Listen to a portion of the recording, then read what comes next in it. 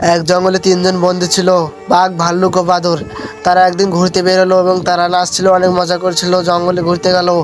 একজনের মাথায় বুদ্ধি এলো, চলো তাহলে আজকে আমরা গ্রামে যাব এবং কলা চুরি করে খাবো।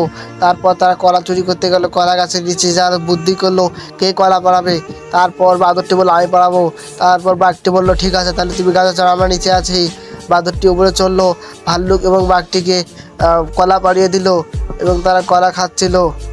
তারা কলা খাওয়ার পর কলা নিয়ে হাঁটতেছে এবং মজা করতেছে, হাঁটতেছে এবং মজা করতেছে, কলা খাচ্ছে। তারা কলা অনেক মজা করে খাচ্ছিল। তারপর কলার মালিক এসে দেখলো তার কলা গাছে কোনো কলা নেই। সে অনেক কান্না করতে লাগলো এবং অনেক আফসোস করতে লাগলো, কারণ সে নতুন কলা লাগিয়েছে। তারপর সে একটি সিংহর কাছে এলো এবং বিচার দিল, বললো যে কে জানি আমার কলা খেয়ে ফেলেছে। এবং সিংহটি বললো আচ্ছা ঠিক আছে, আমি দেখছি কে কলা খেয়েছে। তারপর সিংহটি সবাইকে ডাকলো এবং বললো কে কলা খেয়েছে। যে কলা খেয়েছে তারা কলার গাছ লাগিয়ে দিবে এবং তাকে বাগান লাগিয়ে দিবে। তারপর বাঘ, ভাল্লুক ও বাঁদর একটি বাগান লাগালো, কলার কলার বাগান লাগালো এবং তাতে পানি দিল, অনেক পরিশ্রম করলো। তারপর দেখলো কলার গাছ বড় হয়েছে, কলা ধরছে।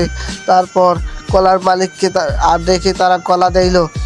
কলার মালিকটি দেখলো তার কাছে অনেক কলা হয়েছে এবং সে অনেক খুশি হয়ে গেল। আপনাদের ভিডিওটি ভালো লাগে অবশ্যই ভিডিওটি লাইক দিয়ে চ্যানেলটি সাবস্ক্রাইব করে দিবেন।